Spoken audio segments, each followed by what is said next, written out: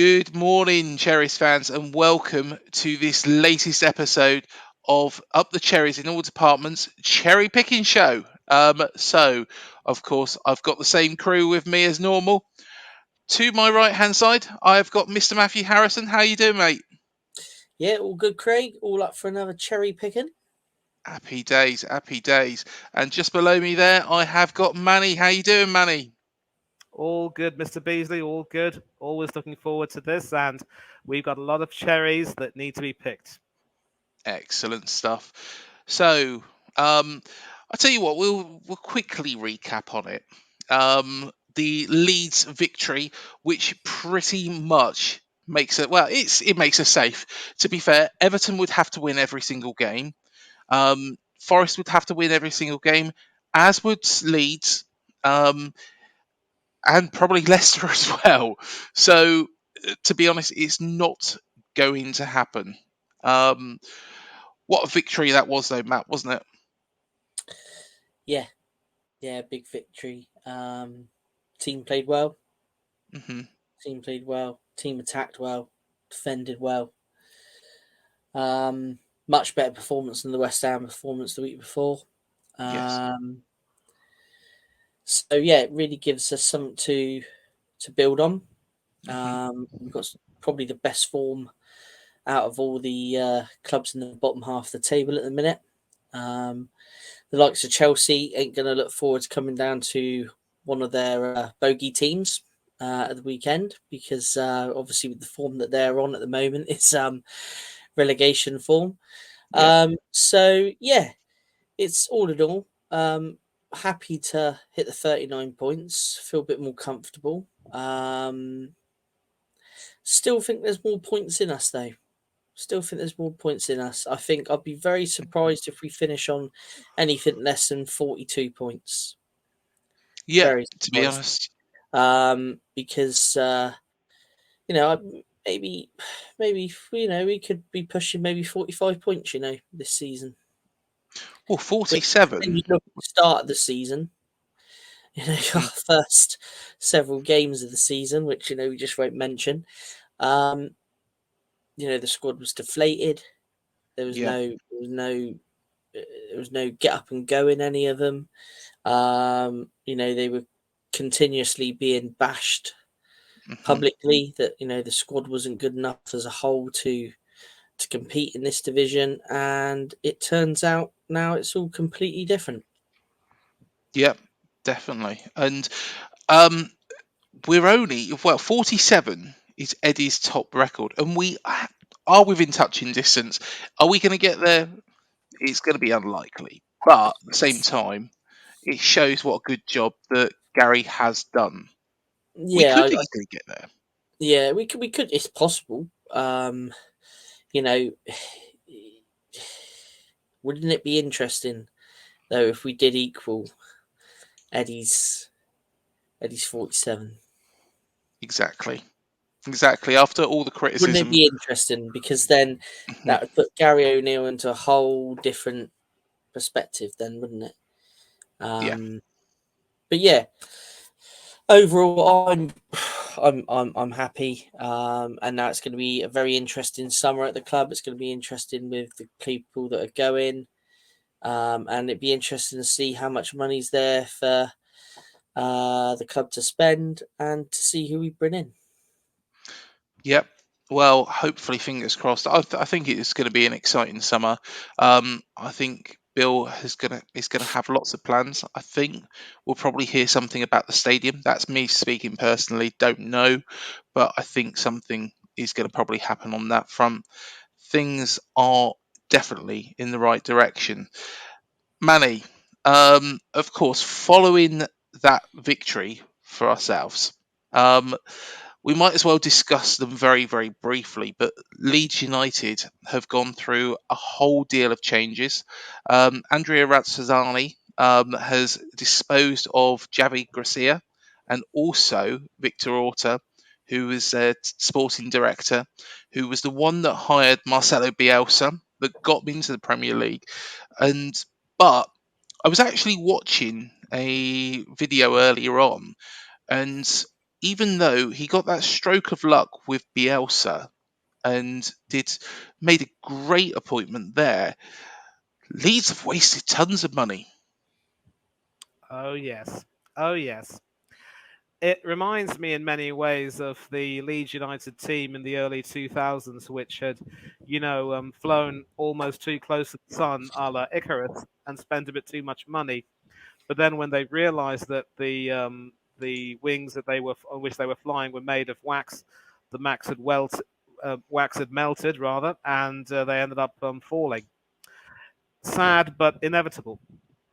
And I guess this is probably what happens when you know when you achieve the promised land of returning to Mhm, the Premiership, and you're so excited, but you just adopt the wrong approach when it comes to spending money. And Bournemouth really should be looked at as a success story in a way, coming back into the Premiership, and of course staying there for 3 seasons before sadly getting relegated, but then coming back again. You know, I don't think it's fair to say, taking a look at the history, that you lot had that much money to burn necessarily. So mm, whatever money you did have, you had to spend it very wisely. You certainly weren't going to, try and buy that for which you weren't able to pay. And trying to run a club on credit is a recipe for disaster. No questions about it. And of course now with Bill Foley coming in, things seem to be looking up. And I'm pretty sure that unlike other American owners, he's looking to be very sensible in how he's spending his money. And also, mhm. um, he seems to be someone who genuinely wants to see the club prosper. Uh, Unlike other American owners of the bigger clubs who really only are attracted to the club's reputation. And back to Leeds, of course. Yes, they have made some pretty poor decisions, and for some reason, I think they're also one of those clubs, Craig, which panicked a great deal in getting rid of Jesse Marsh. Now, Mm, I did remember watching that preview of yours, and your guest was saying that Marsh's tactics, even though they were effective in keeping Leeds in the Premiership following Bielsa's dismissal by the skin of their teeth, they weren't exactly very attractive tactics. And eventually, it got to a stage where he was found out and he had to go, mhm. according to some people. But again, because of the nature of that decision and how it seemed to be, like several other clubs, the decisions more of one done in panic. Of course, Gracia, having come in from the revolving door of Watford, as you would say, Yep. hasn't exactly impressed during his time here. And recent results, conceding too many goals, seeing the defense at sixes and sevens and ripped up into tens of pieces. Um, it just wasn't good enough, and he had to leave. And obviously, they brought in a certain manager who we all know, who is supposedly adept at making teams a lot more solid. Of Mhm. course, his last foray in management wasn't quite successful. It was at West Brom, and he couldn't keep them up. And it will remain to be seen this late in the season whether he can possibly do a job with a lead side that completely looked broken, devoid of any kind of confidence. And yeah, it just goes to show that in the cases of Leeds and Forest and other teams, you can't, be too eager to try and cement yourself and then spend money that you don't quite have. And then, of course, because several of those of players in that team are actually of really, really good quality. I think they've got the US captain Tyler Adams. They've got the Italian winger Wilfried Gnonto, who is absolute quality. Weston McKennie also came in on loan from Juventus. And more than a few players who could certainly ply their trade at other clubs in the Premiership or at least in the Championship. And how they haven't been able to, function as a team, it's rather depressing, and their fans deserve better. And I'm sure that viral video of the players ignoring the fans has not done their reputation any good either. So a lot of changes are going to have to be made, and if they do get relegated to the Championship, they're going to have to really act fast and act smart with how they prepare for life away from the Premiership, because when they last got relegated, of course, in 2004, we all know the struggle it took for them to come back, the disappointments in between. And if they get relegated again, I just hope that they're better prepared for it and have better people at the helm who will do a better job than what they had the last time around. Yeah, definitely. There was another team that I did want to discuss, but we'll save that for the end. So if you are a Leeds fan, or a Leicester fan, or a Forest fan, or the team that I wanted to discuss at the end, Everton, do keep your eyes peeled. But let's go back to AFCB and the fantastic achievements of Gary O'Neill and, of course, these guys as well: Bill Foley, Neil Blake, and Richard Hughes. Um, I will give my honest opinion of each of them in a moment, but let's go through to the next slide and just let's have a look at what the pundits have said. So, former Premier League winner Alan Shearer said in his role as a pundit on BBC's Match of the Day 2, unbelievable, what a job Gary O'Neill has done. When you consider Scott Parker basically said that they were nowhere near good enough, got himself sacked because he didn't want to continue because of that. Gary stepped in there. I think he's handled himself superbly well. When it's worked against Bournemouth at times, and it has, he hasn't panicked. He's always been measured in what he's done, whatever he's done, whether that's in victory or in defeat. And 39 points is an unbelievable tally for them. They've got 4 games left and they might get some more, but magnificent from him and his Bournemouth squad. So that is the gist of what Alan Shearer has said. And then he added, same number of points as Chelsea, by the way. When you look at those fees that they've paid for some of their players, unbelievable, fantastic. Leon Osman, of course, former Everton player, Everton midfielder, wasn't he? Yeah, Yep. It's absolutely fantastic recruitment. And then it's about knowing what you've got, knowing what they're capable of, asking them to do jobs that they're capable of. Gary O'Neill's done a terrific job with that. It shows you don't always need to break the bank to develop a good Premier League team. And going through a couple of the players here, Dongo Atara, I think he's been brilliant. yeah, yeah. There's a lot more to come from Dongo.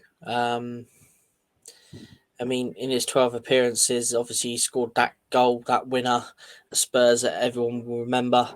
Yeah. He's tallied up 3 assists Mhm. at Bournemouth. But it's quite interesting looking at his record at his previous club so far. Up until he transferred to us, 6 goals, 6 assists, in 18 appearances. So I think we've got a lot more to see from Dongo. Definitely. Some great But recruitment it's there. good. It's a good return on a January transfer, I think. Yep, definitely. And I think he's on a long-term contract as well, isn't he? Is it 4 years, 5 years, Something something like like that. that? So I think he's going to be pivotal. And if he carries on at the rate he is going and gets better, I think he'd probably be in the Lerma category of players and legendary status. Yeah, Because he yeah, seems to love it here. He seems to like the fans, you know, and that's what we love. yeah, Uh, Matthias Wiener, um, so of course a loan signing from Roma, um, and I think he's been outstanding as well. Um, and yeah, I agree, sign him up. yeah. I mean, I think he's quite versatile, isn't he? Yeah, And the performances he has put in for us have been good. Um, Fitness has been a bit questionable. Hmm. Maybe he's just been a bit unlucky, but um, in terms of actual performances, I think he's been fantastic. And for me, he would be one that, the view to the permanent move, I would be trying to sanction that um, straight away. Yep, definitely, definitely, and I really do want him back here next season. Hamid Traore. Now, this is a man that we haven't seen much of recently, but at the same time, I think he played the first couple of games, didn't he? When he come here on loan from Sassuolo. Of course, the fees all agreed, which is great. Um, and I remember turning round to you when we played Man City, Matt, and I said, "Bloody hell, he's brilliant. He's turning Man City players. You know, he was causing them a real headache." Yeah, And yeah. I mean, his fitness is key for him. I think at the minute, isn't it? yes, But when we have seen him, like you say, skillful player, turned a few players inside out, didn't he? Um, I remember the game at Brighton. hmm, He had a real good game there.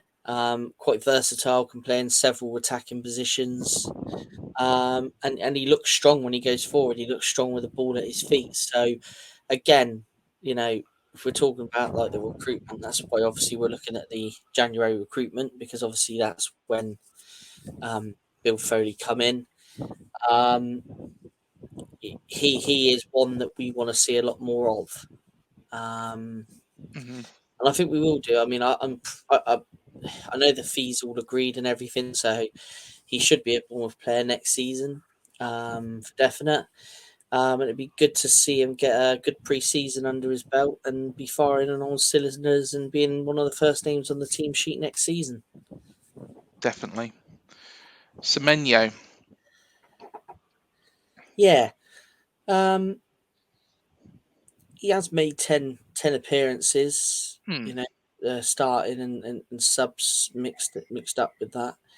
Obviously got that goal against Leeds, so that was a plus moment for him. But I think for us to cast a full opinion of him, we need to see a bit more of him, see what he can actually, a bit more what he can do. Hmm. I think he's a good footballer. I I think do he's a think good so. Yeah. footballer. Um, is he the answer to the out and out goal scoring role? No. Hmm. Um, but is he a man that can sit in behind a front man and do a job, or wide to a front man and do a job? I would say probably, yeah. It'd be interesting to see what he can do. The thing that I think about Semenyo is I agree with you. Good footballer. Good footballer. I do think he's a little bit like Slanky. Um, I would say Solanke's more of a goal scorer than him. If you look at his goal scoring record, um, Hmm. it isn't particularly great. And Solanke scored a lot more goals than he has in the championship, ratio wise as well. Um, but he's a good footballer. He is a good footballer, and I can see why the likes of Hughes and Blake have brought him into the club, Going to because he throw can. it out here. Yeah, got him. Do you think that they might transition him more into that midfield position if Lerma does leave? When Lerma leaves, if Lerma leaves, do you think that that might be a role that Gary O'Neill will say, right, okay, go into that midfield position because he is a good footballer. He can pass the ball. He seems to know where everybody is. I'm wondering if that might be an option. Mm, is he the answer to replacing Jefferson Lerma? I don't think so. I don't. I don't think No, so. Um, no. No, I'll say no. no. It, absolutely not. it's one of those things that I've been thinking because I think, well, he can play. It's whether or not he's. To be honest, Jefferson's going to leave some. If he does leave, which touch wood he won't, I think he's going to leave some big boots to fill. Oh yes, big time. Big time. And that's why I'm thinking, well, seeing as Anton is already here, might it be, something that they're considering? I'm not sure.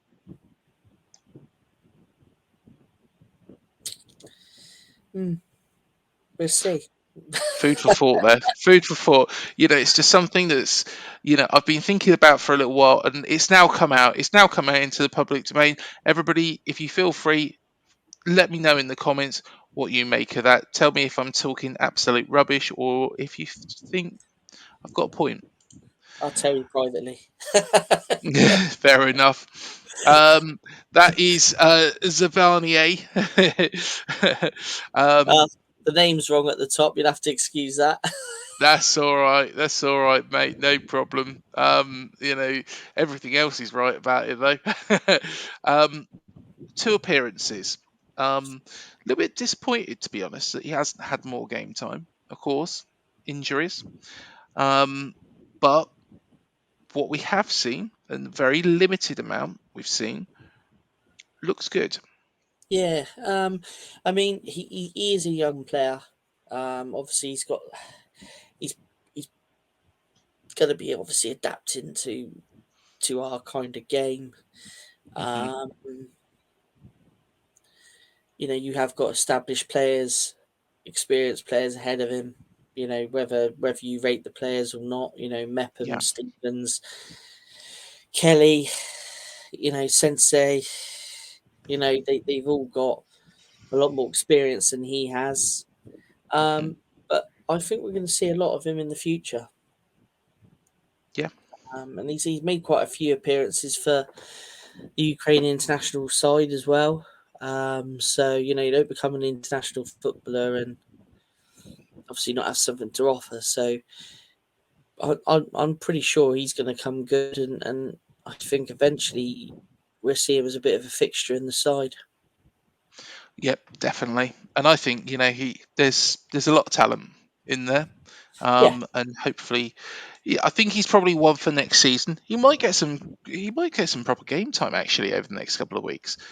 You know, yeah, it would be now interesting. Yeah, I mean, some of the games, that it may suit him that they may decide to field him and give him a couple of 90 minutes, which would be nice. Everton away, because one thing they're going to do is they're going to pile balls into that box because they're in it till the very end, Everton, and they're going to pile balls into the box, and it'll be interesting to see how he can be a bit of a thorn in their side. Will be interesting. Will be interesting to see what happens.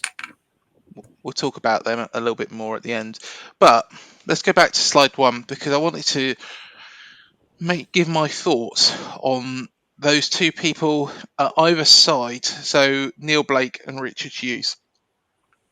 Now, Neil Blake has come under a lot of scrutiny about, how much he earns, you know, his wife's car and things like that.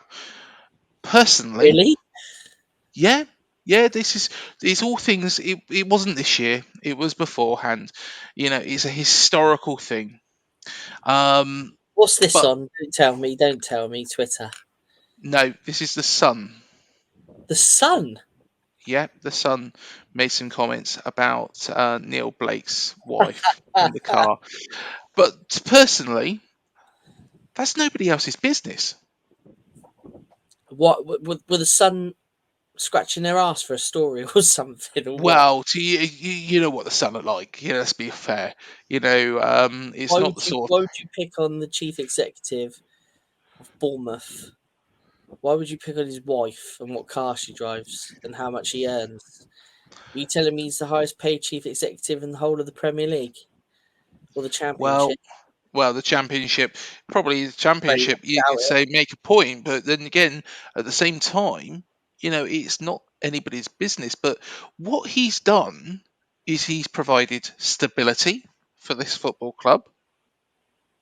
You know, not every decision is going to be popular, but not every decision in business is going to be popular because there's going to be times when you have to turn around and say, no, we can't do that because of XYZ. Yeah. I think the fans have got on his back at times, you know, unfairly, because he's had to turn around and say no. He's had to make difficult decisions.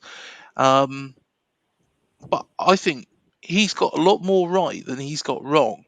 And it shows that Bill Foley's come in and trusted him. And, you see all these comments. Oh, Neil Blake, what does he do for his reported 2 million a year? At the end of the day, it don't bother me how much he earns. But what I know is he's kept us stable, financially secure, which, let's be honest, we've never had before this. And, personally, he's overseen, the period of time getting ourselves into the Premier League, keeping us there for 5 years, and then, getting us back there after 2 seasons. You look at Swansea, for example, they've not ever come back. So I think he deserves a lot of credit. And then that man on the far right hand side, Richard Hughes, I think his recruitment has been brilliant.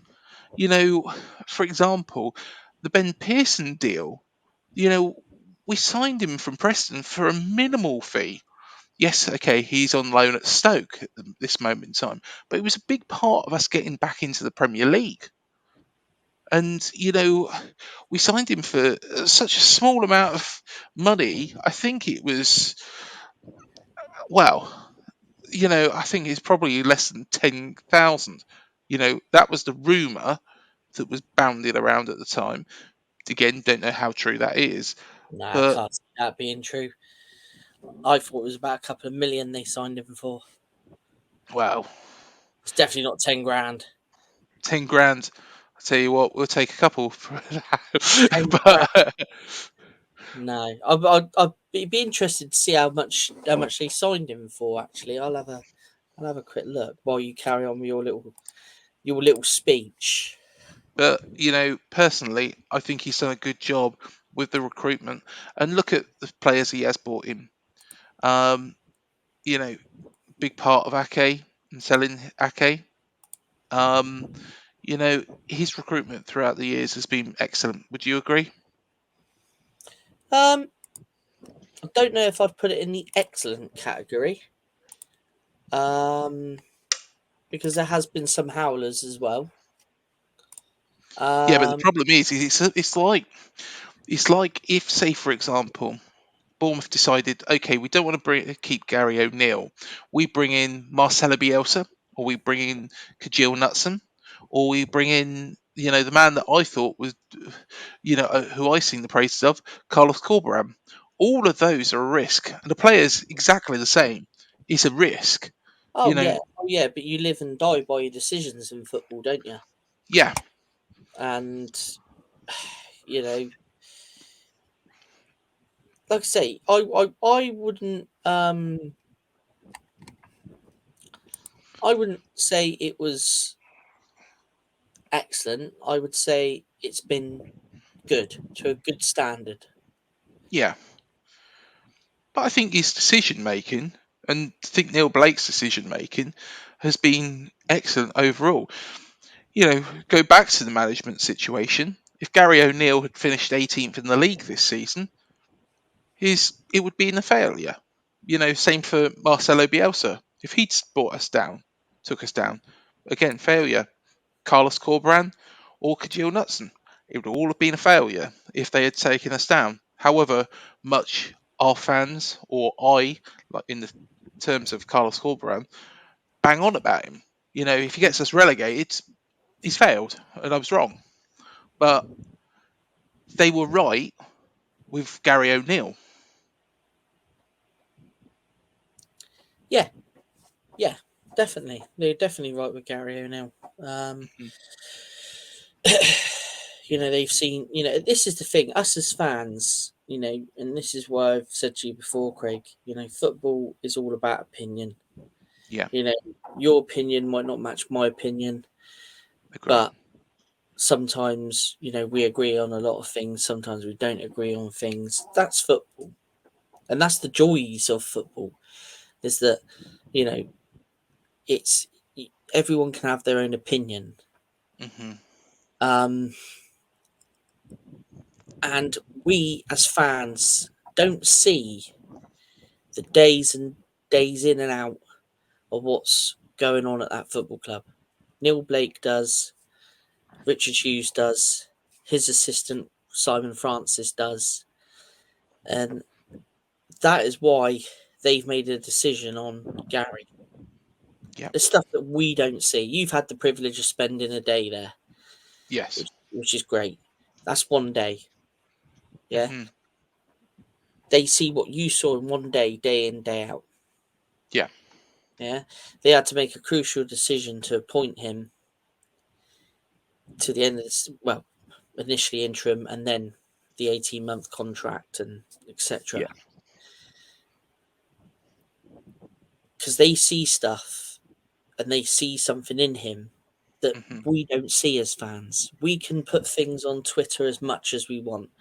We can put comments on social media as much as we want, saying this, this, and this. It's all opinion. Agree. Yeah. Yeah. Completely Now, agree on that. at the end of the day, no matter what anybody thinks of Gary O'Neill, whether they think he is a PE teacher, whether they don't think he's the man to take us forward, I question Hmm. myself, in my opinion, is he the man to take us forward? I do question that. But the guy has kept us in the Premier League. Yeah. That's fact. Yeah. That is now fact. Obviously, the maths is all still there, but like you said earlier, they've all got to win this, that, and the other. And when the likes two of them have got to play City, Yeah. realistically, it can't happen. Hmm. But yeah, he's done his job. We all knew that, I mean, I predicted us to finish 17th this season. I knew that we would struggle, um, because of the squad we had. Obviously, the investment wasn't there at the beginning of the season because there was the transition of the sale. So Yeah. obviously, Maxim was never going to put his hand in his pocket and spend millions and millions when he knows he's selling the club. Hmm. The January recruitment has been good. Yep. It's boosted the squad. Gary has worked with those players, worked with the squad as a whole. Yes, there's been some dire performances. Yeah. There has been. West Ham was poor, very, very poor. Oh, Crystal definitely. Palace at home was poor. Um, Hmm. Villa away was not a great performance. There's the performances that we can pick out of every season that we know that ain't great. But the fact is Neil Blake, Richard Hughes made a decision alongside the likes of Maxim and Bill to give Gary the job, and it's Hmm. paid off. That's fact. Oh, yeah. Definitely. That is Definitely. fact. And fair play. Fair play to them, for appointing. And like I said before on these cherry pickings, we've been known as a club to give managers their first break. Hmm. If you go back through the majority of our management history from Redknapp, first job, Pulis, first job, then Machin come in, had experience as a manager and a coach with City and Norwich. Then O'Driscoll took over, first job in management. Yeah. Yeah. Then Bondi, not much experience in management, but turns out he's a better assistant and a coach than he is a manager. Mm. Yeah. Do you know what I mean? There's, Eddie, obviously, now Of Gary, course. throughout the years, we've been known to give managers their first jobs. Yeah. And no matter what Gary does, and if he doesn't start off too well next season and he does get the chop, he will get another job in football. You can see he's going to be a good manager. Whatever level it ends up being, I don't know. But Hmm. he is going to be a manager. We can see that now. Definitely. Manny, of course, we've discussed Leeds' back room. Of course, Andrea Radrizzani and Victor Orta and the mess and the chaos there. We'll discuss another team that's in chaos at the end. But our backroom team, Neil Blake, Richard Hughes, Bill Foley, pretty sensible, really. Goes without saying, no explanations required. I think you said it.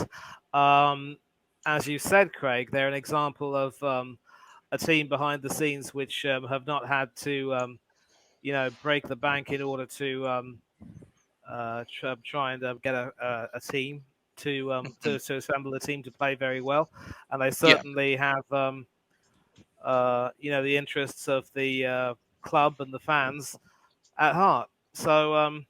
All's well that ends well. The ship's being steered quite sensibly and very well indeed, and long may it continue. Of course, as we all know, quality handling from a board will not necessarily be a guarantee that things will continue to be Mhm. that way in the near future. But for now, um, I think you've mentioned as well that you've had your share of dodgy results, but you also mentioned in the preview that O'Neill has learned from his mistakes, particularly when the Cherries lost 4-3 at Elland Road. One thing which you did say, Craig, was that Gary O'Neill was no longer defending too deep. I think there were actually some matches, though, if you take a look at them. Mhm. I think, for example, when you lot came to our ground, the Emirates, and ripped us a new one, only for us to come back and win. I think when you went 2-0 up, I think for some reason, maybe it Yeah. was a sort of a fear of victory. I think Gary wasn't willing to, keep his foot on the pedal and really introduce the changes when he was supposed to, and that sort of gave us a glimmer of hope. But he's still learning on the job, and the performances which have gotten you lot the wins have been more than enough to keep you up. And I think you did mention that Eddie Howe's best uh, uh, season was when the club finished with 47 points. But if memory serves me right, was that when you lot were ninth, or was that a It different was, season? yeah. Yeah, it was. So let's put it into context. I mean, 47 points might have been enough to secure a top half of the table finish. 39 and counting will probably just keep you above the relegation zone. But given, I think it's apples and oranges. But I think when you compare how Mm. well Eddie started that season and continued to maintain those performances, and the absolute seismic nature of the events at the beginning of the season, and then the situation where Gary found himself in, I think the points tally that you've earned will be even more creditable, perhaps, even if the your final position at the table might not say otherwise. But again, you've got more games to play, and who knows what can possibly happen. I wouldn't be surprised at all if you got a result against this Chelsea team who look absolutely awful. Mhm. They came to the Emirates and we paced them in the first half. We never should have allowed them to come back into it.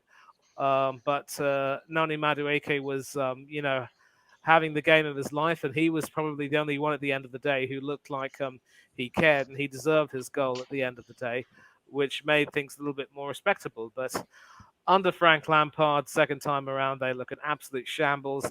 The Mhm. team looks disjointed. I saw their lineup before they played, and I told myself, if Aubameyang doesn't have a good game on his return to the Emirates, he could definitely put the blame on Frank Lampard. Why would you leave Mikhailo Mudrak on the bench um, after the way he, um, played in earlier games? Yes, he can't shoot for Tuffy, but he moves beautifully with the ball at his feet. And then, of course, when he when that match was played on Tuesday, he had an amazing there was an amazing sequence of play where he had a step over or two and left Ben White flat on his backside in the penalty area. Mm. So I think Lampard has just since returning to Chelsea this time around got his tactics completely wrong, and I will be looking forward to watching that preview of yours. I think Matisse will probably talk about how the level of tactical awareness has literally nosedived since Tuchel's sacking. Bad enough that it was under Potter, whose team have just beaten Manchester United 1-0 with a very late penalty from Alexis McAllister. And it was surprising to see Potter really flounder there. And with Frank Lampard coming back, who was sacked for Thomas Tuchel, did anyone honestly believe that things would improve? Well, but again, with Bournemouth, a few. Let's say you get. I think you should be able to get maybe one or two more wins at least. Certainly, Everton looked like a team that could be beaten. I definitely wouldn't be surprised if you were to get something against Chelsea, and then you just never know what sort of results you'll end up getting. But I tell you what, you can certainly look back on this season with a great deal of satisfaction, and it could be, under the circumstances, at least marginally better than Eddie Howe's 9th place finish. yeah, definitely. Well, we might as well move on to the Hall of Fame. And drum roll, please. Here we go. It's only Coxie. Ian Cox is the winner of our last Hall of Fame inductee. Massive winner, 75% of the vote. So joins Super Fletch, Super Mac, Harry Redknapp, and others in the UTC Hall of Fame. But Matt, who we got this week? Hold on a second. Whoa. Another drum roll, perhaps? Go on then. Oh, there we are. 75%. 75%. Poor Russell Beardsboard didn't even get a vote, bless him. To be honest, he was up against some stiff competition, though, to be fair. Yes. Let's be honest, Ian Cox is a bit of a legend, so it was always going to be tough, wasn't it? Oh, yeah. Yeah, it was always going to be tough. But do you want to see this week's candidates? Yeah, we might as well. I jumped the gun, didn't I, Matt? Yeah, you always. Yeah, I did too. I mean, I timed the drum roll horribly, so now we'll have the drum roll. Go on, you talk for it. I was thinking today, sometimes it's quite difficult when I have to think about who to pick, So I thought, I'll tell you what, let's have a goalkeeper's theme this week. And go on, let's see it. Oh, sorry. Oh, I've jumped the gun. You've jumped the gun. Well, there's the Hall of Fame. There we are. Guess who's in it? Mr. Fletcher, Mr. Blissett, Mr. Moss, Mr. Holland, Mr. McDougall, Mr. Redknapp, Mr. Cox. There we are. Artur Boric. What a legend. So underrated in my eyes. Go on. I loved him. He was great. He was great. Same here, mate. Same here. Fantastic keeper. 129 games for us. Loved that song. We got our big pole in our goal. We used to sing that. It was great. Signed him from Southampton. He became a bit of a cult hero, didn't he? Bit of a legend in his time here. He did. And he's also Poland's record appearance maker for a goalkeeper, I believe. Yes, he is. 65 caps, although Wojciech Szczesny could overtake that very soon. Of course, yeah, because he's still got quite a career ahead of him, hasn't he? At the moment, the pole in our goal is number one for Poland as well. Our second goalkeeper. Go on. Jimmy Glass. Oh, yes. So Jimmy will always be remembered for scoring that goal for Carlisle that kept him up. But obviously, he was at Bournemouth. How many seasons was it now? Was it about 3 seasons? 3 odd seasons, something like that. Part of the Wembley squad of 98. Currently back at Dean Court as the player liaison officer. But yeah, will always be remembered for scoring that goal in the last game of the season to keep Carlisle in the Football League. Am I right in thinking he didn't play many games for Carlisle as well? He was only on loan from Swindon. Yeah, I thought that. He left us. Machin didn't offer him a contract because he brought Mark Ovendale and Gareth Stewart in. Was it Mark Ovendale? No, Mark Ovendale and Nick Colgan in. So both the goalkeepers departed, which was Jimmy and Dave Wells, YTS goalkeeper. They both departed. Jimmy signed for Swindon with anticipation of being their number one. He played a handful of games, and it was your mate Jimmy Quinn that dropped him. And then I believe he ended up at Carlisle on loan. Well, there we are. Jimmy So Quinn has what a character! And trying to get hold of his book. I think it's called One Hit Wonder. It's the story of his career in that, and I need to get that off Amazon. I think you can get it on Amazon. I think it's quite pricey, but it's going to be worth a read. You know how I like my football books, so I'm going to have to look at that after we've filmed this cherry picking. But our final candidate, the one that you know well, Shwan Jalal. Shwan Jalal. And of course, he's now at Newcastle United. He's part of Eddie's backroom staff there, achieved 2 promotions. In Bournemouth, played 173 times, and obviously was part of that -17 squad. So yeah, he had quite a big part to play in our earlier history, shall we say, before our promotion to the big time. Yep, an Iraqi goalkeeper as well. Yes, definitely. He's don't think he ever had international honours, did he? No. But good goalkeeper.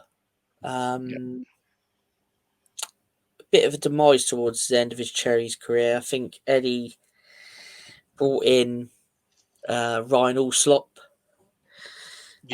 as his successor. Didn't quite work out well. We'll see Shran again shortly, and I'll explain a little bit more about it then. Fair enough. So there we are. That is your candidates. And as we are speaking, the poll should be up. So go vote now. So of course there was a number that was picked last week, and that number was the lucky number 13, or unlucky, lucky. It's lucky for most of these players, wasn't it? Well, I don't know. Let's have a look. Here we go. AFC Bournemouth's number 13s. I think So this far season away. certainly proved lucky, and you boys will know what who I'm talking about. Oh yes. Yeah, I'm sure he's in here. I'm sure he is. So let's go with the first one. So the Go on first then. player to be allocated the number 13 shirt in 1999, when obviously for those that are unsure, I'll just explain very quickly. From 1999 to 2000 season, shirt numbers were then allocated to individual players. So the first one to actually be allocated the number 13 shirt was Gareth Stewart. Now, Gareth will come up numerous occasions, a bit like a couple of other players, because he did like to change his shirt number quite a bit. But yeah, for his first season, he was number 13. Yeah, and of course, in the backroom staff still, isn't he?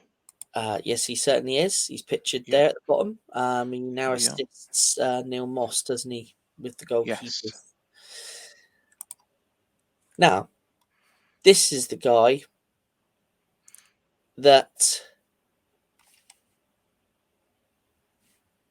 how can I explain it? Very easily. He come in as number one choice. Yeah. Became a bit of a flop. Yes. Unfortunately. And then the following season, Gareth Stewart became number one. And Michael Menetrea became number 13. Yeah. And that was kind of the end of his Bournemouth career. Here's one. Here's a story. This is where number 13 isn't lucky for him. This is Chris Tardif. Yeah. He was brought in on loan from Portsmouth during the 2002-2003 season. Yeah. We'll look at that season a little bit later on this month. But we had a bit of a few goalkeeping issues, should we say, that season. Mhm. And in one of his appearances, it was away. Can't remember where it was now. Was it Orient? Might have been Leighton Orient. Mhm. Can't remember where it was, but he got sent off.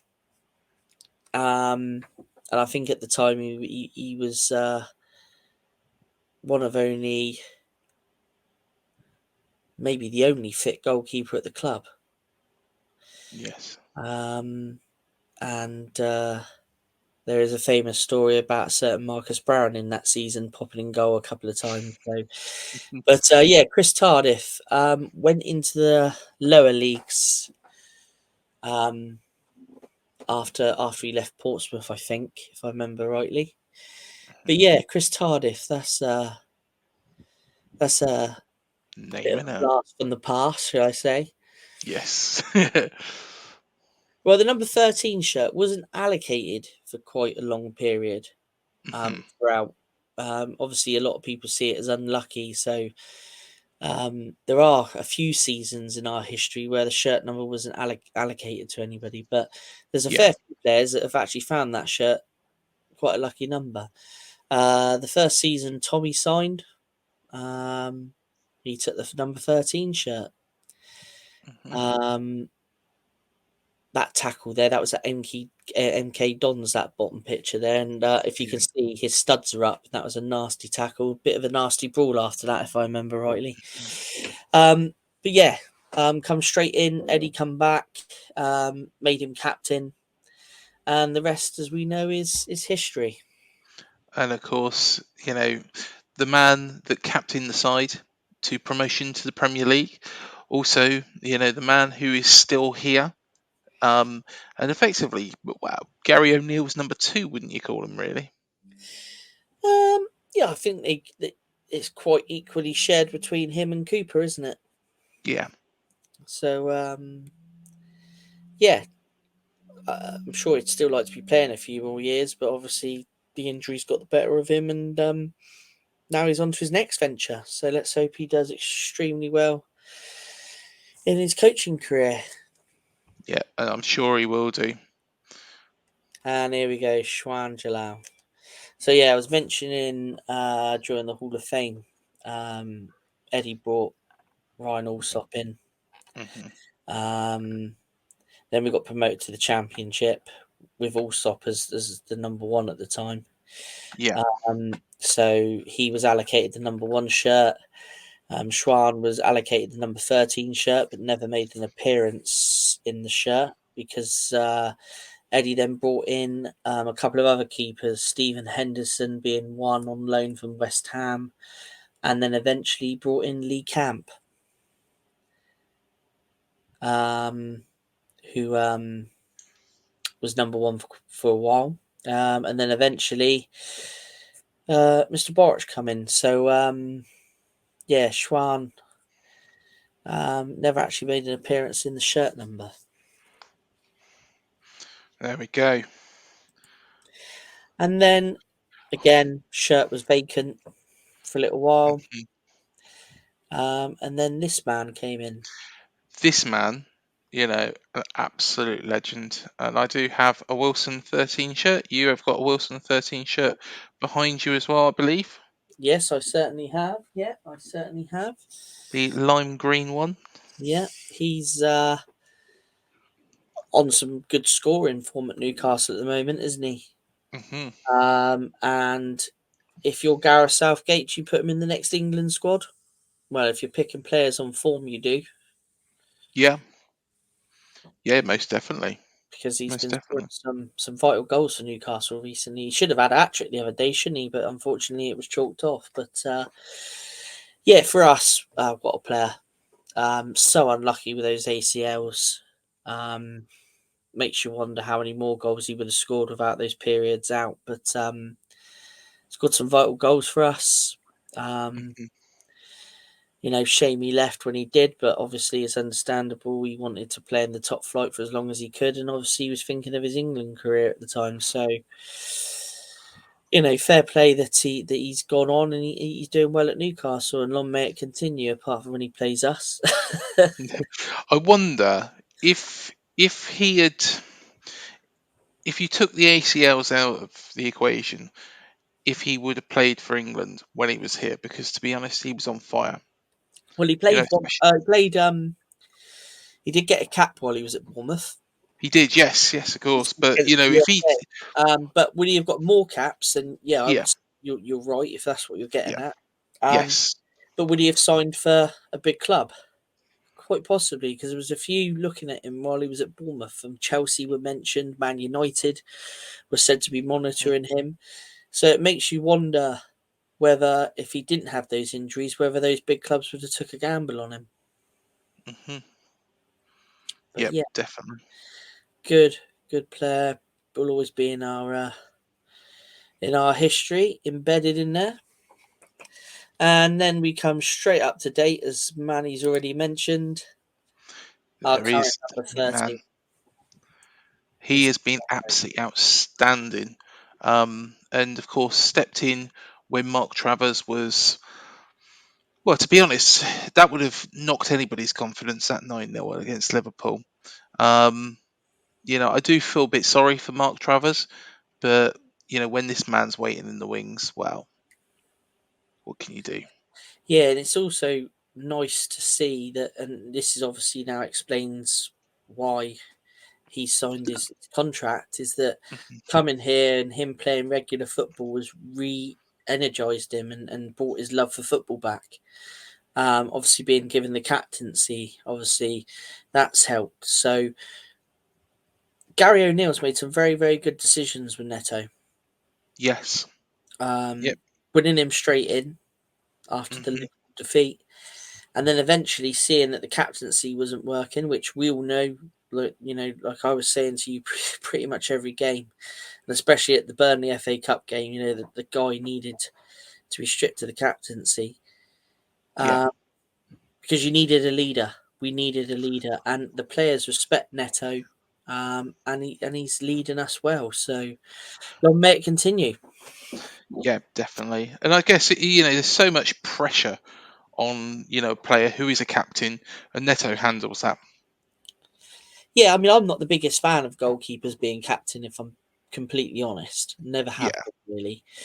I know, like, sometimes on special occasions and stuff, the goalkeeper be captain for the game, but as your full time captain, I've never been really a fan of it. But Mhm. this man's changed my mind. Yeah, definitely. Yeah, I personally don't see anything wrong with goalkeepers being captains if they have the personality for it. Goalkeepers, I've noticed throughout their careers, tend to fall into one of two categories. They're either the type of people who are not very loud, they wouldn't say boo to a goose, and they focus a great deal on their game and trying to make sure they keep their form up. And some of the other goalkeepers tend to be exceptionally loud characters who know how to, command people and command teams, pun intended. And there have been many instances of goalkeepers captaining teams, you know, quite well indeed. I mean, whether I'm a fan of them or not, I don't actually mind it per se, but Mhm. it's certainly not too bad a thing. And I think Neto was obviously made captain because of his wealth of experience, having played with so many players. I think he's seen several situations personally, if not as a player, then a part of the squad. So he was probably the man entrusted to sort of take the captaincy after Lloyd Kelly had it removed from him. I was a bit surprised that Adam Smith wasn't considered, given his extensive experience. But maybe Smithy's the type of person who also needs to focus a lot more on his game rather than having to deal with the pressures of captaincy. And I've done a little bit of research, and there are a couple of names which have not been mentioned. There was a gentleman named Ryan Price, also a goalkeeper, who was. Hold on. We ain't finished yet. Sorry about that. Boom. There we are. How can I ever doubt you, Mr. Harrison? My bad. Forgive me. Ryan Price is the one on the left, Manny, and was the other one Kevin Scriven? Yep, Scriven Yeah, he's the actually one was on the right. famous. Scriven is actually famous for being a part of the Havant and Waterlooville team, who in 2008 went all the way to Anfield and had them on the racks 2-0 down before Rafa Benitez had to bring on his big guns in the second half and eventually come out 5-2 winners. Yeah, I remember that game very well. Very well. But yeah, Wow. well done, Manny. He's trying to catch me out. No, I wasn't going to. I thought because normally, knowing you, you wouldn't, just because normally you'd save the current players for the very end. Yeah. But I think, yeah, I couldn't catch you out. You are the Bournemouth historian for a reason. Once again, I take my hat to you, but I don't wear one. My apologies, sir. He's an encyclopedia of To be knowledge, honest, isn't he, Manny, if I'm Manny? being honest with you, no. I messed up. I put the slides in the wrong order. I forgot to move this slide. But anyway, never mind. All's well that ends well. We've got a good laugh out of it at my expense, but all the better. There we go. There we go. So that is the number 13s. Right. And We need a number for next week. number for next week. Oh, who's picking? I've either Sam picked 1 week. Lawrence Martin's good lady wife picked number 13. So let's let Manny choose this week. Yes. You are too kind. You are too kind. I think I'm probably going to go with the number. I think 16 would be nice, unless you've done it before. 16. We haven't done 16, have we? No, we haven't. So, yep, 16. Cool. That'd be an interesting one as well. I already know the first one that had the number 16 shirt. So already up there working. He already knows. Brilliant. Will you tell us, or do we just have to wait till next week? Hey, wait till next week. Used to Oh, play yeah. for Man United, I'll give you that. Yes. And then I think I eventually know went anyway. on to play for FC United of Manchester. Mhm. So, yeah, you have to watch your space. And if you know who it is, pop it down in the comments, as Craig says. There we are. Pop it down in the comments. So we do have 2 more bits to go through before we wrap it up, but it's all related to this weekend's game against Chelsea. So, should we have a look at the players that played for both clubs, or the head-to-head? Should we do Let's the have a look. players? Yeah, let's look at the players. Yeah. Here we go. So, who has worn both the red and black of Bournemouth and the royal blue of Chelsea? It's far away. Let's go. Mr. Warren Cummins. Yes, Warren Cummins, an absolute legend, lovely guy as well. Believe it or not, played for Chelsea, and that would have been 90. 98, around 98, 99, around that 90. time. He didn't Yeah. actually make the first team appearance, I don't think, but Mhm. he had a few loan spells away from Chelsea. I think he played for us on loan twice. West Brom he played on loan at. So yeah, he was a Chelsea youngster, Chelsea fledgling. Yes. Here's 2. Right, I'll hand this one over to you two. Go on, have a go.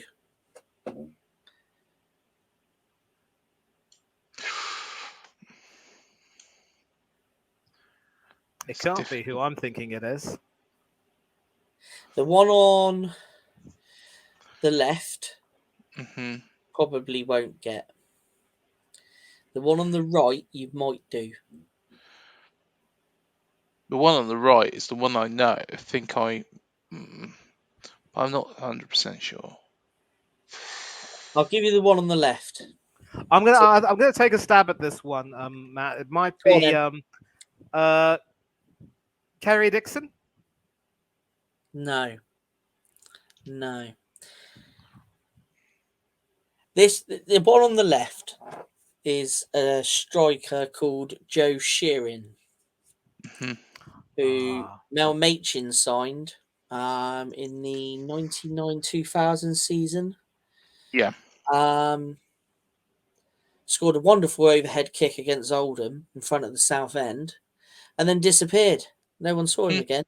Last I heard, he was playing for AFC Wimbledon in the whichever prime league it was at the time. Now, the guy on the right is a player called Nigel Spackman. Of course it is. Spackman. Do you know what? And I he was a wasn't youngster at 100% Cherries. sure. Yeah, yeah. Around, I think it was it Neil Webb the manager? Neil Webb might have been the manager down here at the time. And then Harry Don Megson, around that kind of time. Yeah. And he was a youngster at Bournemouth. So yeah, there's two there. Couldn't find a picture of either of them in a Bournemouth shirt, unfortunately. But But that's why they're wow. together. But Wow, yeah, wow, wow. Spackman, I remember him briefly at Chelsea and obviously at Liverpool, and then he continued to play after that, but never ever knew that he was a Cherry. Wow. there we go. Oh wow. Sam was This always going to be in here, wasn't he? Yeah, this is my son's favourite ever player. He was devastated when he left. Nathan Ake. Yeah, what a player. What a player. Just recently become a father Yep. as well. Great player. What? I'll tell you what, got a story about Nathan Ake. So I've come out of Dean Court and all of a sudden George has just shot away from behind me and I thought, where's he gone? I'm looking around, panicking, thinking, oh my god, it was a night game as well. We'd just been beaten by Burnley. I don't know if you remember that game. It wasn't particularly a very good game. It was freezing cold. It was November, and there he was chatting to Nathan Ake. Oh, bless him. Easy day. Yeah. So yeah, absolutely lovely guy Nathan Ake is. So He's doing really well at City this season as well, isn't he? And he is. Yeah. it's always good when you see a player with Ake's kind of attitude go on and do well, Yeah. because he was always, you could always tell he was a level-headed player, Hmm. and versatile as well. He could play left back. I think at one point he was playing central defensive midfield for Watford, I think, or one club he was with. So yeah, he's quite a versatile player. I mean, I think I remember once Lerma went off, and Hmm. then he pushed him into the midfield. Yeah. So yeah, good footballer, Yeah. Definitely. Asmir. Asmir. Yeah, is he still at Everton? I believe he is. Be a Back championship up to player Jordan again soon Pickford. then. I don't think he'll be hanging around at Everton for very long, to be honest. But yeah, he's playing second fiddle really to Jordan Pickford. Well, you Um, never know. He could be part of their rebuild if Pickford moves on. He spent a year with us in the championship, didn't he? yeah, He might yeah, do the same at Everton. very, very good as well. He was. Premier League winner. Hmm. Fair play. He had two Of course, spells with us, didn't he? he did. Yeah, I was just about to say that. Just about to Yeah, say that he did really. have a earlier spell as well before he went and won the Premier League. Yeah. Mark Steen. Steen, Yeah, we've had quite a bit on Mark Steen recently, haven't we? we But have, yeah. at Chelsea, held the goal scoring record for consecutive games Hmm. uh, until a certain Mr. Van Nistelrooy broke it. But Yes. yeah, great player, Steen. Fantastic striker. And Mr. Christian Atsu. Yep. Yeah.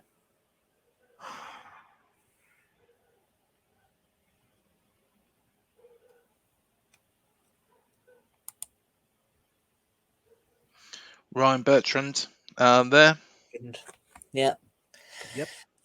Terrible photo of him in a Cherry shirt, but it's the only one I could find. But yeah, we had him last week for Saints, so we'll move on. Yep. Langley. Dom. Dom. I didn't realise he played in the Champions League for Chelsea. Yeah, I don't think he played many games, did he? No, but yeah, never knew that. But yeah, let's hope that he can add to his tally on Saturday. Mhm. Here's two. Michael Dewberry. Yes. And can anyone guess the one in the... I mean, that is such a retro away shirt, isn't it? Look at Oh, that. bloody hell is it? I think the sponsors are Commodore on it. Early Yeah. 90s. Classic. It's a classic, isn't it? Actually, saying that though, the one Michael Dewberry's got on is, I think Umbro around 95, 96 kind of time had this fascination with grey away kits because Chelsea's was grey and orange. Man Mhm. United had that ghastly grey kit that Alex Ferguson blamed the grey on, the grey kit because the players couldn't see each other. That's why the 3-0 down at the Dell at half time. Yeah. And England had the Mhm. grey shirt at the time. So Umbro had this grey fascination at the time. But Yes. then in the early part of the 90s, they had a shirt like this one with the tie-ups through the middle. Rather than buttons, it was Mm. like tie-up. So, but yeah, who's that one? Anyone know who he is? Oh. Give you a clue. My Bit of a memory. TV personality now. Does a bit of punditry. TV person. I wouldn't say TV personality, but he does a bit of punditry. And I'm going to be kicking myself, aren't I? I think you both will. I know Manny will. Go on. Gavin Peacock. Oh, bloody hell. Oh, Gavin Yes. Peacock. I mean, the first time I saw him doing some punditry, his head was shaved, but I That's right. mean, but He looks a still, bit I like mean, I Hood never. from Thunderbirds. Yeah.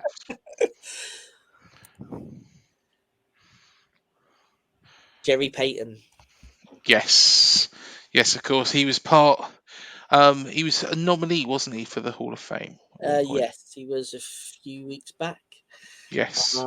And look at that goalkeeper's kit. That Commodore one. I bet you had a Commodore 64. I didn't actually. You didn't? I didn't have a No, Commodore 64. I had a NES A NES, yeah. I had a before Sega Mega Drive. the Super Nintendo. I had a NES, the Mega Drive. Although saying that, Commodores were meant to be for they were like the modern, well, not the modern, the old time computers, weren't they? Now we've got Yeah, Apple Macs and all this. The Commodore was the thing that you used to type on. Very clunky, and they used to use tapes, I believe. yes. I was just about to say. Do you remember putting the tape in? Yeah, yeah, Yeah. Well, our final player, obviously, had to be Mr. of Gary course. Cahill. Yes. Very, very good last season. And, Yeah. until, of course, he got that injury against Millwall, and, I think that kind of unfortunately destroyed, his career. And, of course, we had Christian Atsu there. I did go a bit quiet because, of course, recently passed away in those horrific events in Turkey. So all our thoughts are still with Christian from back Yes. at that time. Shall we have a look at our head-to-head record against Chelsea? I'm looking forward to this, actually. Ain't long. It's not long, but No. more recently, it's quite nice, isn't it? There's a few W's there. Here we go. Head-to-head against Chelsea. A side who have, always been there or thereabouts at the top of the English game, haven't they, really? Well, they have been in the last 20 years. Yeah. Before that, I remember, you know, when I was very young at school, before the Abramovich days, they always used to sit mid-table, didn't they? But that all changed. Yeah. Well, in 1988 to 89 season, they were in League Division 2. Hmm. We got the home win. That picture there is John Williams. Is that Richard Cook? I think he was the scorer. Yeah. That was Harry Redknapp's team as well, wasn't it? Yes, it was. Yeah. Yeah. We won the home game 1-0 and lost at 2-0 at Stamford Bridge. Then the other time we played them in the 80s was in the Zenith Data Systems Cup, that's the picture of the trophy there. Yeah. Funny tournament that was. I think that was developed for Division 1 and Division 1 teams when we were banned from European competition, Yes, it was. I believe. Yeah. Mhm. And Division 1 and Division 2 teams, was it? yeah, Division 1 and Division 2. Yeah. I suppose it was to fill the void of having no European football, I suppose, for the sides. Well, I suppose it was all different Europe back then, wasn't it? But Yeah. it was quite interesting. I managed to find a program as well for the League Two game, the Division Two game. When you look at the Chelsea players, there's a few there that I'm sure we all know, like Kevin Hitchcock, the goalkeeper, Steve Clark, Wilson. Clive Wilson, Yeah. his name, Gordon Jury. Peter Nicholas, Hmm. Gordon Jury. So there's a few names there that stand up. I Yeah. remember Kevin McAllister. Graham Roberts is one we remember. Gordon Jury as well, long-time Scotland international who also played for Tottenham Hotspur. Ah, But have a look at our squad as well. Ian Bishop. There's him. the old Bishop. Yeah. Trevor Kevin Ola, Bond. Kevin Bond, Paul John Morrell. Hughes, Paul Morrell, Richard Cook. Hmm. Yeah, he was the scorer that day. That is Richard Cook pictured there. Yeah, yeah. It's that's actually the first time competitively that we actually played Chelsea was in the late 80s. There we are. Quite an So, interesting one. And then we move on to the 90s. And that's yes. a picture there from the Stamford Bridge tie of the old Coca-Cola Cup. Hmm. Um, In that kit that has just been re-released. yes, in that kit, in that very kit. That's Warren Aspinall, Hmm. who we've had on the played for both before. And Yes. number 10, do you want to have a guess who the number 10 might be? That's definitely not Fletch, is it? No, it's definitely not Fletch. Bit older than Fletch. Ooh. I'll give you a clue. Give you both a clue. He went on to have a very successful spell. I say successful spell, but played quite a lot of games for a certain team called Wrexham.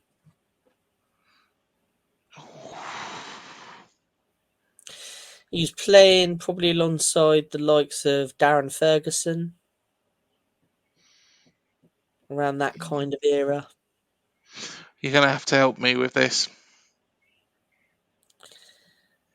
I could see Manny's mind ticking away there. Yeah. I couldn't really, think of this right now, to be honest, because that around about that time, Bournemouth weren't exactly on my radar. No. I'll put you out your misery, everybody. Kevin Russell. Oh, crikey, yeah. Kevin Russell, as he was nicknamed the Rooster. The Rooster. But yeah, so as you can see there, we lost both legs during But our Great Escape season of 1994-95. mhm. So let's move on to present day. Yeah, and yeah, not not many games between the two sides, at all, really, is there? So you get to 2015. Yes. And that picture there, I was privileged enough to be there. hmm I've been up to Chelsea quite a few times, and That was the 1-0 win, wasn't it? yeah, that was Yes, when 1-0. Glenn Murray scored. Yes. Yep. Um, Didn't we? That was all. You might have to correct me, but that was just before the Man United win. yeah, the following week we beat Man United. Yes. Yeah, that's correct. So yeah, there's a few wins there. We've got 4 wins and a draw. 4-0. 2 there.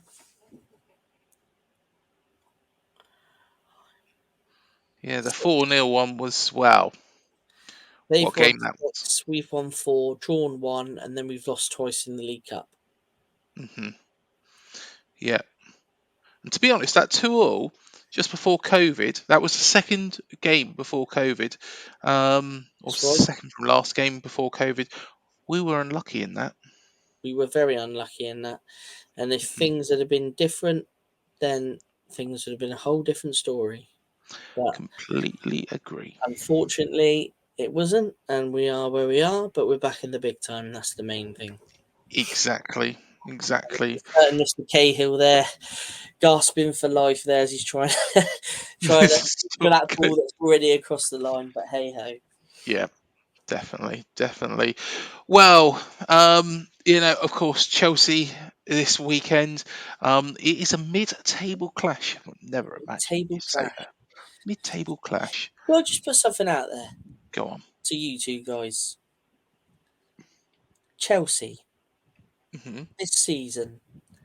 You look at Tuchel when before we up until he was sacked.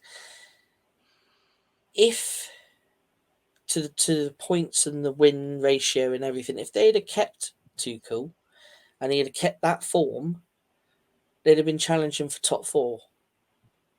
Yeah, Right now, this guy that's brought Chelsea, Todd Bowley. Yeah. does he know what he's doing? Because he seems to have sacked everybody. You know, if Mhm. it ain't the manager's fault, it's the director of football's fault. If it ain't the director of football's fault, who should we sack this week? Let's sack the physio. I think he's literally like sacked everybody. I think he had this massive plan, didn't he, at the start? And I think he wanted to change things from the Roman Abramovich days. He's a proper American owner. Or you know, Bill Foley, luckily, isn't like Well, that. We're it says, hiring and firing. it says to me, let's compare Foley and him, Tom Yeah, Bowley, Bowley and Foley, right? yeah, Foley's coming to the club, and rather than changing everything, he's reviewed the club from top to bottom and realised, and this is going back to what we were saying earlier on in the mhm, podcast, realised the likes of Hughes and Neil Blake know the club and yeah, has kept them on board and has mhm, achieved the success that we've achieved this season now. yeah, Bowley's come in and literally, and the old phrase, if it ain't broke, don't fix it, kind of torn it all up and thrown it all out the window. yeah. And it's gone horrifically wrong. That's the way I mhm. see it. Go and spend 300 million in the transfer window, £106 million on one player. It's ridiculous, mate. It really is ridiculous. Where are they? They're not even going to get European football. Well, they could finish below us, It's which like is saying something. it's gone from one extreme to the other. You know, I mean Tuchel. I mean, why get rid of the guy? I think one of the things, and this is one theory that a Because Chelsea he shot fan himself in mentioned the to me. foot. He shot himself Well, in the foot. Because you I then completely appoint agree. Graham Potter, who I think I remember saying maybe on the cherry picking that he definitely won't be in the job this time next year. Yes. They appoint someone like him who then completely rips Brighton's backroom team apart and takes them up to Chelsea with him. This new guy last night. I don't know if you watched the Man United Brighton game. Hmm. Um, in my opinion, they got a thoroughly deserved win. This new guy's come in and has continued Potter's work and added his own touch to it. Yeah. Potter's then gone and bitten off more than he can chew at Chelsea and ends up on the scrap heap. Mm. And, you know, Bowley, I was watching an interview with him earlier on yesterday, and he said this is a long-term project. Well, I can't see what they're doing right there. Or was that just me? I don't know. Yeah. No, I think completely agree. I think Bill Foley's name should really be changed to Bull Foley because I'm reminded of the phrase "a bull in a china shop." Never Hmm. mind the fact that he does look a little bit like a raging bull anyway, if you've seen him up close. And I think the reason why Chelsea wanted to get rid of Tuchel is almost similar to Bayern Munich wanting to get rid of Julian Nagelsmann, who ironically has been replaced by Tuchel at Real Madrid. Because I think you said it perfectly when you said that Bowley wanted to, completely, have a clean slate from the Abramovich era, and Tuchel was pretty much sort of a remnant of that, as it were. Mhm. And at that time, although the overall form was certainly the record was certainly good, the form at the time wasn't really the best, and I believe it was a loss to Dinamo Zagreb in the Champions League that pretty much was the final straw. And to be frank, Bowley had actually made a decision to part ways with Tuchel, regardless of the result in Zagreb that night, which was very harsh to me because Tuchel seemed to be making some signings and some moves which would be taking the team a little bit further.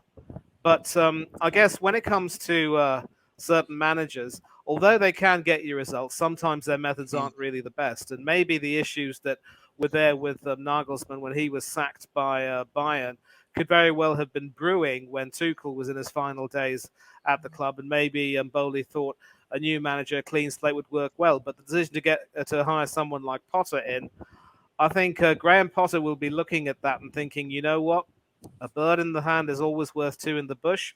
Never should have taken the job, but Bowley Mhm. never should have gone in for him. And when you take a look at the managers that have managed Chelsea over the years, Potter just wasn't the right profile. And hindsight's a Absolutely. really good thing, but Bowley made a really big mistake there. And obviously, when you have the temptation to want to try and to spend as much money as you want in the transfer market to see if you can get some players to come into the club and, try and transform everything, you can't expect miracles to necessarily happen in that stage of a season when the team is doing as poorly as it is. I mean, I know that the previous season Spurs they started horribly under Nuno, and then Conte came in and sort of helped them recover. Former Chelsea boss himself, by the way, and of course they famously pipped us to that fourth Champions League spot. But with Chelsea, the problems just ran a little bit deeper. A lot of player unrest. It's sort of Mhm. what you get when you are at a big London club in a way, and Potter was sort of powerless to try and stop that.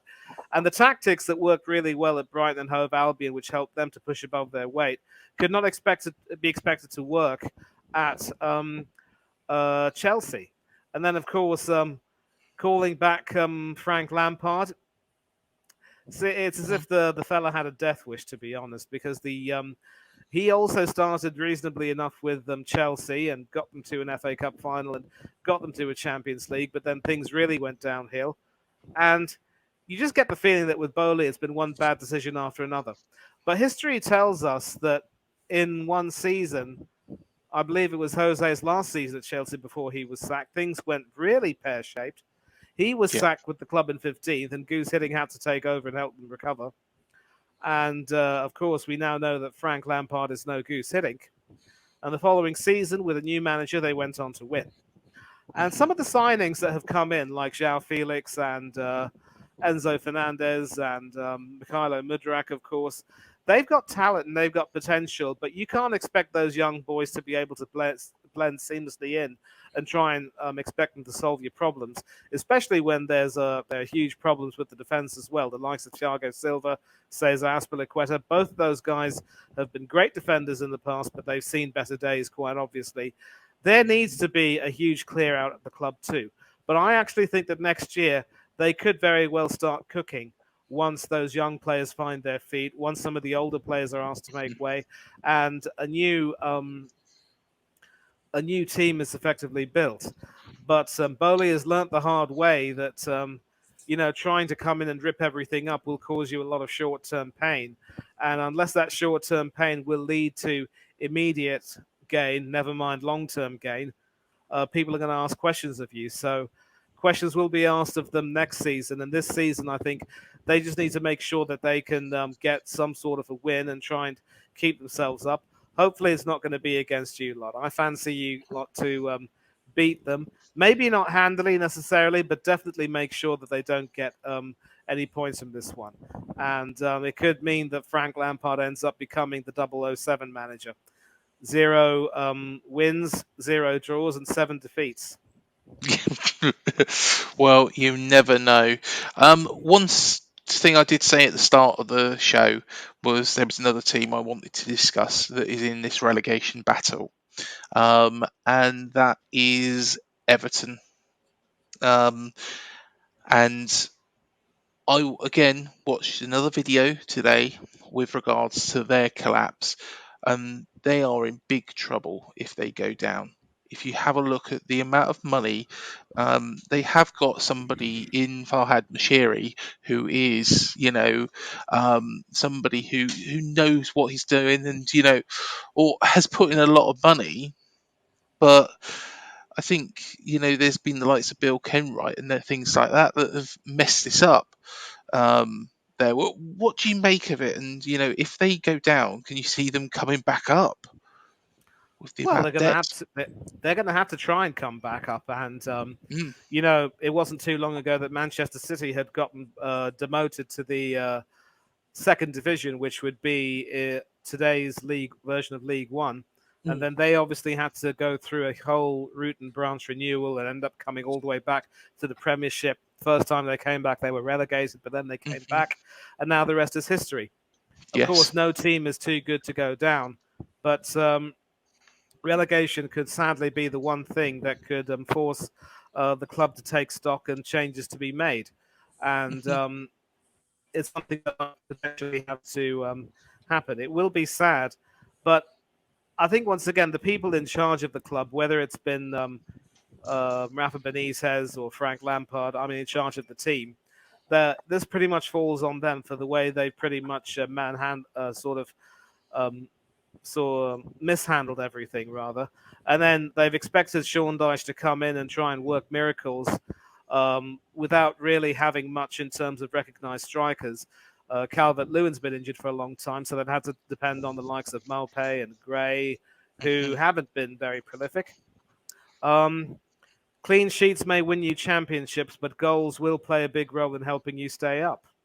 And without the goals, you're in trouble. So there is going to have to be a huge renewal. Several players will be asked to leave. There is definitely no way that Jordan Pickford will want to stay at the club. He will want to preserve his status as England number one, and I could see him moving somewhere like Tottenham. The prospect of him coming up against Ramsdale in the North London derby would be tasty, to say the very least. And again, with Everton, as you've said, Craig, they look in trouble. I really don't know where their goals are going to come from. And they've also shown themselves to be very brittle in defence. I was waxing lyrical of Connor Cody earlier on the season, and then he went off the boil and he's been dropped to the bench. Haven't heard much of Yerry Mina, who normally used to be such a colossus in that back four. It's pretty much been, Coleman, Tarkovsky, and Keane and Mikolenko, I think, and then a few others coming in. And then even then, they've tried their best. The midfield have looked good, but again, without the goals, you are lost. So it's very difficult for them. It's going to be a struggle for them to stay up. And with Leicester doing really well, and even Nottingham Forest somehow struggling, but somehow managing to get the points they need, Everton are in trouble, and they will really need to up their game. Definitely, definitely. Well, I think that's probably all for this week. Please do hit the like, the subscribe, the bell button below, and everything to let us know, and give us your predictions or ideas for next week's show. Do get involved as well. But Matt, thank you again, mate, as always, for coming on. And of course, I'm going to see you on Saturday when hopefully we get 3 more points against Chelsea. Yeah, I'm confident. I'm going to predict a. Do you know what I'm going to predict? 3-2. 3-2. I'm going to predict 3-2. Do you know why? Go on. Because we always bloody concede. I've gone 2-1. What do you reckon, Manny? 2-1 for me as well. I think with Chelsea's problem is that they don't really have a striker who can, hit a barn door with a machine gun. They will try whatever combinations they have. It'll probably fall to one of the midfielders or wingers to try and hit the target. But I think